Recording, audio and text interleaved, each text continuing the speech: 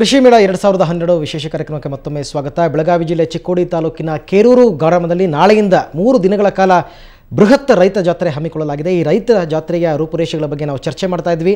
ನೇರವಾಗಿ ಕೇರೂರು ಗ್ರಾಮದಿಂದ ಈಗ ನಮಗೆ ಇಬ್ಬರು ಅತಿಥಿಗಳು ನಮ್ಮ ಜೊತೆ ಸಂಪರ್ಕಕ್ಕೆ ಬಂದಿದ್ದರು. ಮಹಾಂತೇಶ್ ಕಳಗಿಮಠ ಮತ್ತು ಅಮಿತ್ ಕೋರೆ ಇಬ್ಬರಿಂದನೂ ಕೂಡ ಈಗ ಚರ್ಚೆಯನ್ನು ಮುಂದುವರಿಸೋಣ. ಅಮಿತ್ ಕೋರೆ ಅವರೇ, ನಿನ್ನೆ ಪ್ರಭಾಕರ್ ಕೋರೆ ಅವರು ಒಂದು ಹೇಳಿಕೆಯನ್ನು ಕೊಟ್ಟಿದ್ದರು. ಇತ್ತೀಚಿನ ದಿನಗಳಲ್ಲಿ ನಮ್ಮ ದೇಶದಲ್ಲಿ ರೈತರ ಸಂಖ್ಯೆನೇ ಕಡಿಮೆ ಆಗ್ತಾ ಇದೆ, ರೈತರೆಲ್ಲರೂ ಪಟ್ಟಣಗಳ ಹತ್ರ ಮುಖ ಮಾಡ್ತಾ ಇದ್ದಾರೆ, ಪಟ್ಟಣಗಳಿಗೆ ಹೋಗಿ ಕೆಲಸಕ್ಕೆ ಸೇರ್ಕೋತಾ ಇದ್ದಾರೆ ಅಂತಂದ್ಬಿಟ್ಟು.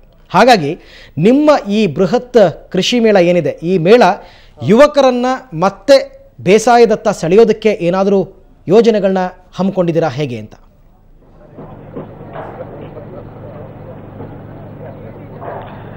ಈಗ ರೈತರ ಮಕ್ಕಳು ಮೊದಲು ಅಗ್ರಿಕಲ್ಚರ್ ಕಲ್ತು ಅಗ್ರಿಕಲ್ಚರ್ ಮಾಡಬೇಕು. ಈಗೇನಾಗ್ತಾ ಇದೆ, ಒಬ್ರು ಮಂತನದಲ್ಲಿ ಒಬ್ಬ ಮಗ ವ್ಯವಸಾಯ ಮಾಡ್ತಾ ಇದ್ದಾನೆ, ಒಬ್ಬನ ಮಗ ಅಗ್ರಿಕಲ್ಚರ್ ಮಾಡ್ತಾ ಇದ್ದಾನೆ. ಈಗ ಮುಂದೆ ಆ ಥರ ನಡೆಯುತ್ತಿಲ್ಲ. ಮುಂದೆ ಮಕ್ಕಳು ಅಗ್ರಿಕಲ್ಚರ್ ಅನ್ನು ಕಲಿತು ಆದ ಅಗ್ರಿಕಲ್ಚರ್ ಮಾಡಬೇಕು. ಮತ್ತು ಅಗ್ರಿಕಲ್ಚರ್ ಕಲಿತು ಅವ್ರೇನು ಏನು ಪಡಿಬೋದು ಅಂದ್ರೆ ಏನು ಅವ್ರಿಗೆ ಎಕನಾಮಿಕ್ ಬೆನಿಫಿಟ್ ಏನಾಗ್ತದೆ ಅದು ವ್ಯವಸಾಯಕ್ಕಿಂತ ಜಾಸ್ತಿ ಇದೆ. ಅವರು ಬರೀ ಹೊಸ ಪ್ರೊಸೀಜರ್, ಹೊಸ ಟೆಕ್ನಾಲಜಿಯನ್ನ ವಾಪರಿಸ್ಕೊಂಡು ಮಾಡಲೇಬೇಕು. ಓಕೆ, ಖಂಡಿತ. ಇನ್ನು ಯುವಕರನ್ನ ಬೇಸಾಯದತ್ತ ಮುಖ ಮಾಡೋದಕ್ಕೆ ಕಾರ್ಯಕ್ರಮಗಳನ್ನ ರೂಪಿಸಿದ್ದೀರಾ. ಇನ್ನೊಂದು ಪ್ರಮುಖವಾಗಿ ಮಹಾಂತೇಶ್ ಕಳಗಿಮಠ ಅವ್ರನ್ನ ಕೇಳೋದಕ್ಕೆ ಇಷ್ಟಪಡ್ತೀನಿ. ಇತ್ತೀಚಿನ ದಿನಗಳಲ್ಲಿ ಈ BSc ಇನ್ ಅಗ್ರಿಕಲ್ಚರ್ ಅಂದರೆ ಕೃಷಿಯಲ್ಲಿ ಪದವಿಯನ್ನು ಪಡೆದಿರ್ತಕ್ಕಂಥ ಯುವಕರು ನಮಗೆಲ್ಲೂ ಕೆಲಸ ಇಲ್ಲ, ಏನೂ ಮಾಡೋಕ್ಕಾಗ್ತಾ ಇಲ್ಲ, ಅನ್ಯಾಯ ಆಗೋಯ್ತು, ನಾವು BSc ಅಗ್ರಿಕಲ್ಚರ್ ಮಾಡಿ ಅಂತಕ್ಕಂಥ ಮಾತನ್ನು ಕೂಡ ಹೇಳ್ತಾ ಇದ್ರು. ಸೊ ನಿಮ್ಮ ಈ ಬೃಹತ್ ಜಾತ್ರೆಯಲ್ಲಿ ಏನಾದರೂ ಕೃಷಿ ಪದವೀಧರರಿಗೆ ಉತ್ತೇಜನ ಸಿಗ್ತಕ್ಕಂಥ ಕಾರ್ಯಕ್ರಮಗಳನ್ನ ಏನಾದರೂ ಹಮ್ಮಿಕೊಂಡಿದ್ದೀರಾ ಹೇಗೆ?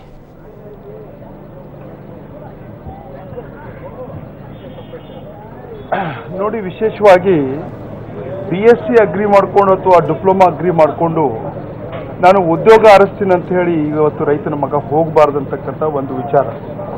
ಇವತ್ತು ಹಳೇ ಒಂದು ವಿಚಾರ ಹೇಗಿತ್ತಂದರೆ, ಯಾರಿಗೆ ಮನೆಯಲ್ಲಿ ಶಿಕ್ಷಣ ಬರೋದಿಲ್ಲ ಅವರು ಈ ರೈತ ಉದ್ಯೋಗವನ್ನು, ಶೇತ್ಕಿಯನ್ನು ಅಥವಾ ವ್ಯವಸಾಯವನ್ನು ಮಾಡೋದು ನಮ್ಮ ಒಂದು ಪದ್ಧತಿ.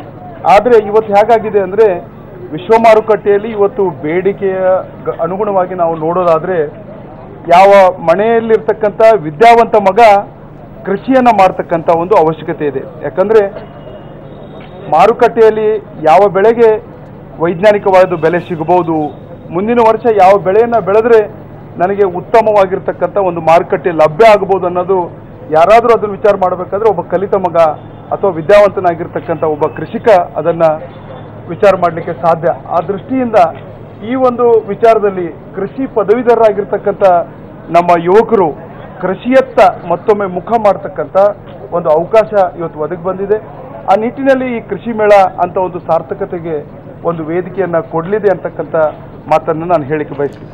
ಓಕೆ, ಖಂಡಿತ ಉತ್ತಮವಾದ ಸಲಹೆಯನ್ನು ಕೊಟ್ರಿ ಮಹಾಂತೇಶ್ ಕವಟಗಿಮಠ ಅವರು. ಯಾಕೆಂದರೆ ಯಾರು BSc ಮಾಡಿರ್ತಾರೆ ಅಗ್ರಿಕಲ್ಚರ್ನಲ್ಲಿ ಅವ್ರು ಯಾವತ್ತೂ ಕೆಲಸಕ್ಕೋಸ್ಕರ ಅವರು ಪ್ರಯತ್ನ ಪಡಬಾರ್ದು, ಮತ್ತೆ ಅವರು ಕೃಷಿಯತ್ತ ಮುಖ ಮಾಡಬೇಕು, ಉತ್ತಮ ವಿಧಾನಗಳನ್ನು ಅಳವಡಿಸ್ಕೊಳ್ಬೇಕು ಅಂತಕ್ಕಂಥ ಮಾತನ್ನು ಹೇಳಿದ್ರು. ಬಹಳ ಉತ್ತಮವಾದಂತಹ ಮಾತು. ಇನ್ನು ಅಮಿತ್ ಕೋರೆ ಅವ್ರನ್ನ ಕೇಳೋದಕ್ಕೆ ಇಷ್ಟಪಡ್ತೀನಿ. ಅಮಿತ್ ಅವರು, ಈಗಾಗಲೇ ನಾನು ಪ್ರಸ್ತಾಪ ಮಾಡಿದ್ದೆ, ರೈತರ ಸಮಸ್ಯೆಗಳೇ ಸಾಕಷ್ಟು ಇದೆ ಅಂತಂದ್ಬಿಟ್ಟು. ಇದರ ಜೊತೆಗೆ ರೈತರ ಆತ್ಮಹತ್ಯೆಗಳು ಇತ್ತೀಚಿನ ದಿನಗಳಲ್ಲಿ ಹೆಚ್ಚಾಗ್ತಾ ಇರ್ತಕ್ಕಂಥದ್ದು. ಸೊ ರೈತರ ಆತ್ಮಹತ್ಯೆಯನ್ನು ಕಡಿಮೆ ಮಾಡುವ ನಿಟ್ಟಿನಲ್ಲಿ ಒಂದು ಕನಸಾಗಿತ್ತು ನಿಮ್ಮ ತಂದೆಯವರದು, ಪ್ರಭಾಕರ್ ಕೋರೆ ಅವರದು, ರೈತರ ಆತ್ಮಹತ್ಯೆಯನ್ನು ಆದಷ್ಟು ಕಡಿಮೆ ಮಾಡಬೇಕು, ಆವಾಗ ನನಗೆ ನೆಮ್ಮದಿ ಅಂತಕ್ಕಂಥ ಮಾತನ್ನು ಕೂಡ ಅವರು ಹಲವಾರು ಇಂಟರ್ವ್ಯೂಗಳಲ್ಲಿ ಹೇಳಿದರು. ಈ ನಿಟ್ಟಿನಲ್ಲಿ ಏನಾದರೂ ಕ್ರಮಗಳನ್ನು ಕೈಗೊಂಡಿದ್ದೀರಾ ಹೇಗೆ?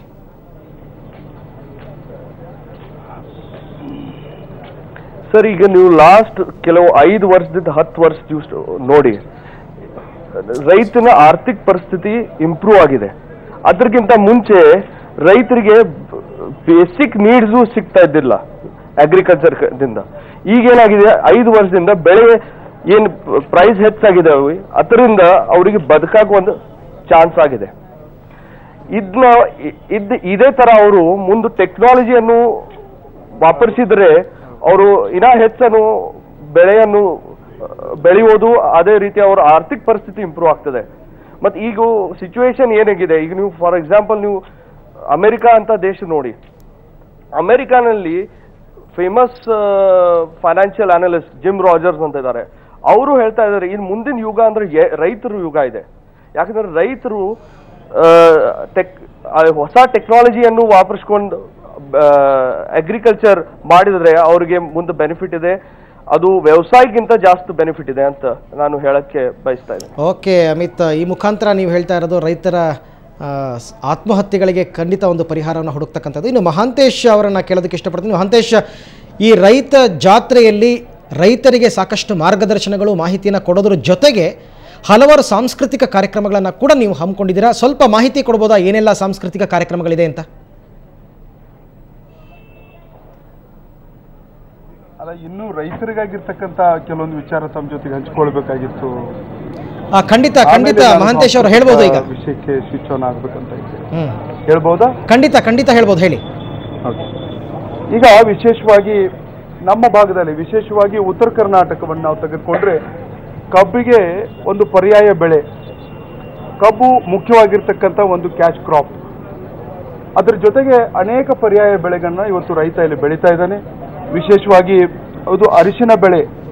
ಇದು ಬಹಳ ಒಂದು ಆರ್ಥಿಕವಾಗಿ ರೈತರಿಗೆ ಒಂದು ಸಹಾಯವನ್ನು ಮಾಡ್ತಕ್ಕಂಥ ಒಂದು ಬೆಳೆ.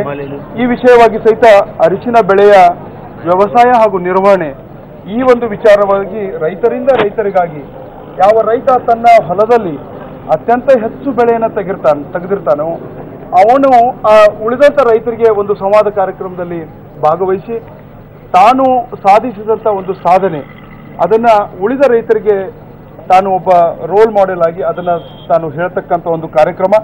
ಇದರ ಜೊತೆಗೆ ಈ ಕೃಷ್ಣಾ ನದಿಯ ದಂಡೆಯಲ್ಲಿರ್ತಕ್ಕಂಥ ಬೆಳಗಾವಿ, ಬಾಗಲಕೋಟ, ಬಿಜಾಪುರ ಈ ಎಲ್ಲ ಜಿಲ್ಲೆಗಳನ್ನ ತೆಗೆದುಕೊಂಡ್ರೆ ದ್ರಾಕ್ಷಿ ಬೆಳೆ ಸಹಿತ ಬಹಳ ಪ್ರಾಮುಖ್ಯವಾಗಿರ್ತಕ್ಕಂಥ ಒಂದು ಹಾರ್ಟಿಕಲ್ಚರ್ ಕ್ರಾಪ್ ಅಂತೇಳಿ ನಾವು ಕರಿತೀವಿ. ಈ ವಿಚಾರವಾಗಿ ಸಹಿತ ದ್ರಾಕ್ಷಿ ಬೆಳೆಯ ವ್ಯವಸಾಯ ಹಾಗೂ ನಿರ್ವಹಣೆ, ಇದರ ಬಗ್ಗೆ ಸಹಿತ ರೈತರಿಂದ ರೈತರಿಗಾಗಿ ಒಂದು ಸಂವಾದ ಕಾರ್ಯಕ್ರಮವನ್ನು ಆಯೋಜನೆ ಮಾಡಲಾಗಿದೆ. ಇದರಲ್ಲಿ ರೈತರು ಪ್ರಮುಖವಾಗಿ ಯಾವ ವಿಜ್ಞಾನಿಗಳು ಇದನ್ನು ನಡೆಸಿಕೊಡ್ತಾ ಇಲ್ಲ. ಇದರಲ್ಲಿ ಪ್ರಮುಖವಾಗಿರ್ತಕ್ಕಂಥ ಪ್ರಗತಿಪರ ರೈತರು ಯಾರು ಆ ವಿಚಾರಗಳಲ್ಲಿ ಸಾಧನೆಯನ್ನು ಮಾಡಿದ್ದಾರೆ ಅವರು ನೇರವಾಗಿ ತಮ್ಮ ಸಾಧನೆಯನ್ನ ರೈತರ ಮುಂದೆ ಬಿಚ್ಚಿಡ್ಲಿದ್ದಾರೆ ಅಂತಕ್ಕಂಥ ಮಾತನ್ನು ಸಹಿತ ತಮ್ಮ ಜೊತೆಗೆ ಹಂಚಿಕೊಳ್ತಕ್ಕ. ಅದ್ರ ಜೊತೆಗೆ ಇವತ್ತು ಫುಡ್ ಪ್ರೊಸೆಸಿಂಗ್, ಆಹಾರ ಸಂಸ್ಕರಣೆ ಏನಿದೆ ಇದು ಬಹಳ ಮುಖ್ಯವಾಗಿರ್ತಕ್ಕಂಥ ನಮ್ಮ ರೈತರಿಗೆ ತಾವು ಬೆಳೆದಂಥ ಒಳ್ಳೆಯ ಒಂದು ದ್ರಾಕ್ಷಿ ಇರಬಹುದು, ಇನ್ನುಳಿದ ಹಾರ್ಟಿಕಲ್ಚರ್ ಕ್ರಾಪ್ ಇರಬಹುದು, ಅದನ್ನು ಯಾವ ರೀತಿ ಫುಡ್ ಪ್ರೊಸೆಸಿಂಗ್ ಅದನ್ನು ಮಾಡಿ ದೇಶೀಯ ಮತ್ತು ಅಂತಾರಾಷ್ಟ್ರೀಯ ಮಾರುಕಟ್ಟೆಗಳಲ್ಲಿ ಅದನ್ನು ಮಾರಿದರೆ ಅದು ಆರ್ಥಿಕವಾಗಿ ಅವನಿಗೆ ಒಂದು ಒಳ್ಳೆಯ ಆದಾಯವನ್ನು ತರ್ತದೆ. ಆ ವಿಚಾರವಾಗಿ ಸಹಿತ ರೈತರೊಂದಿಗೆ ಸಂವಾದ ಕಾರ್ಯಕ್ರಮವನ್ನು ಮಾಡಲಿದ್ದೀವಿ ಅಂತಕ್ಕಂಥ ಮಾತನ್ನು ತಮ್ಮ ಜೊತೆಗೆ ಹಂಚಿಕೊಳ್ಳಿಕ್ಕೆ ಬಯಸ್ತೀನಿ. ಓಕೆ ಮಹಾಂತೇಶ್ ಅವರೇ, ಕೊನೆಯದಾಗಿ ಅಮಿತ್ ಅವರನ್ನ ಒಂದು ಮಾತನ್ನು ಕೇಳೋದಕ್ಕೆ ಇಷ್ಟಪಡ್ತೀನಿ. ಯಾಕೆಂದರೆ ಅಮಿತ್ ಅವರೇ, ಈಗ ನಿಮ್ಮ ತಂದೆಯವರ ಒಂದು ಕನಸಾಗಿತ್ತು ಉತ್ತರ ಕರ್ನಾಟಕ ಭಾಗದಲ್ಲಿ ಇಂಥ ಒಂದು ಬೃಹತ್ ಜಾತ್ರೆ, ರೈತ ಜಾತ್ರೆಯನ್ನು ಮಾಡಬೇಕು ಅಂತಂದ್ಬಿಟ್ಟು ಅವರಿಗೆ ನೀವು ಕೂಡ ಸಹಕಾರ ಕೊಟ್ಟಿದ್ದೀರಾ, ಬಹಳ ಶ್ರಮ ವಹಿಸಿದ್ದೀರಾ.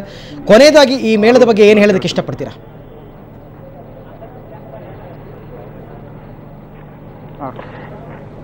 ಇಲ್ಲ, ನಮ್ಮ ತಂದೆಯವರು ರೈತರಿಗೆ ಹಾಗೂ ನಮ್ಮ ಮನೆತನದಿಂದ ಅಂದ್ರೆ ನಮ್ಮ ಅಜ್ಜ ಅವ್ರದಿಂದ ನಾವು ಇಲ್ಲಿ ಒಂದು ಕೋಆಪರೇಟಿವ್ ಸಂಸ್ಥೆ ನಡೆಸ್ತಾ ಇದ್ದೇವೆ. ಆಮೇಲೆ ನಾವು ಇಲ್ಲಿ ಒಂದು ಕೆಲವು ವರ್ಷ ಹಿಂದೆ ನಾವು ಒಂದು ಸಂಕಲ್ಪ ಮಾಡಿದ್ದೇವೆ, ಆದಷ್ಟು ನಮ್ಮ ರೈತರಿಗೆ ನಾವು ಹೆಚ್ಚಿನ ಕಬ್ಬಿಗೆ ದರ ಕೊಡಬೇಕು. ಅದು ನಾವು ಯಶಸ್ವಿ ಮಾಡಿದ್ದೇವೆ ಅಂತ ಹೇಳ್ಬೇಕು ಇವತ್ತು. ಯಾಕಂದ್ರೆ ನಾವು ನಮ್ಮ ಸ್ಟೇಟ್ನಲ್ಲಿ ಹೈಯೆಸ್ಟ್ ಕೇನ್ ಪ್ರೈಸ್ ನಾವೇ ಕೊಡ್ತಾ ಇದ್ದೇವೆ. ದೂಧಗಂಗಾ ಸಕ್ಕರೆ ಕಾರ್ಖಾನೆ ಕೇನ್ ಪ್ರೈಸ್ ಹೈಯೆಸ್ಟ್ ಕರ್ನಾಟಕ ರಾಜ್ಯದಲ್ಲಿ ಕೊಡ್ತಾ ಇದ್ದೇವೆ. ನಾವು ಒಂದು ಸ್ಟೇಜ್ನಲ್ಲಿ ಇದು ಅಚೀವ್ಮೆಂಟ್ ಮಾಡಿದ್ದೇವೆ. ಮುಂದೂ ನಾವು ಈ ತರ ಒಂದು ಪ್ಲಾಟ್ಫಾರ್ಮ್ ರೈತರಿಗೆ ಕೊಟ್ಟು ನಾವು ಅವರಿಗೆ ಅವೇರ್ನೆಸ್ ಕ್ರಿಯೇಟ್ ಮಾಡಬೇಕು. ಬಟ್ ದಿಸ್ ಇಸ್ ಜಸ್ಟ್ ಒಂದು ಬಿಗ್ನಿಂಗ್. ಅಂದ್ರೆ ಇದು ಒಂದು ಫಸ್ಟ್ ಟೈಮ್ ನಾವು ಮಾಡ್ತಾ ಇದ್ದೇವೆ. ಇದರಿಂದ ನಾವು ಮುಂದೆ ರೈತರಿಗೆ ಮತ್ತೊಂದು ಹೆಚ್ಚಿನ ಅವೇರ್ನೆಸ್ ಕ್ರಿಯೇಟ್ ಮಾಡಕ್ಕೆ ನಾವು ಪ್ರಯತ್ನ ಮಾಡ್ತಾ ಇದ್ದೀವಿ ಅಂತ ಹೇಳಿ. ಓಕೆ ಅಮಿತ್ ಅವರೇ, ಮತ್ತಷ್ಟು ನಿಮ್ಮ ಜೊತೆ ಮಾತನಾಡ್ತೀನಿ. ಇನ್ನೂ ಸಾಕಷ್ಟು ವಿಚಾರಗಳನ್ನ ಹಂಚ್ಕೊಳ್ಳೋದಕ್ಕಿದೆ ನಿಮ್ಮ ಜೊತೆಯಲ್ಲಿ. ಅದಕ್ಕೂ ಮುನ್ನ ಒಂದು ಪುಟ್ಟ ಬ್ರೇಕ್.